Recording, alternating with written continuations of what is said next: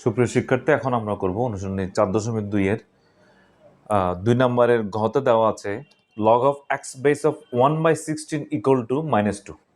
তাহলে ঠিক একইভাবে আমরা যে কাজটা করি সেটা হচ্ছে কি, এই -2টা লগ যখন আমরা তুলে দেব, এই -2টা এই x এর উপর পাওয়ার হিসেবে চলে আসবে। তাহলে আমরা বা লিখতে পারছি x ইনভার্স অফ 2 ইকুয়াল হচ্ছে 1/16, বা x ইনভার্স মানে হচ্ছে 1/x স্কয়ার ইকুয়াল টু 1/16, বা আমরা লিখতে পারি তাহলে 1/x whole square equal two 1/16। উভয় পক্ষে বর্গমূল করলে স্কয়ার রুট যদি আমরা করি 1/x square equal to root over of 1/16, তাহলে আমরা এখানে পাচ্ছি 1/x ইকুয়াল টু, বা 1/x ইকুয়াল টু হচ্ছে 1/4, কারণটা হচ্ছে 16-এর বর্গমূল হচ্ছে 4।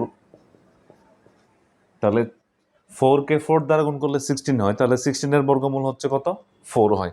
তাহলে 1/4, সুতরাং আমরা লিখতে পারছি x ইকুয়াল টু 4। কেননা আমরা যদি আর গুণন করি x ইন্টু 1 x, 4 ইন্টু 1 4, তাহলে সুতরাং নির্ণয়ের মান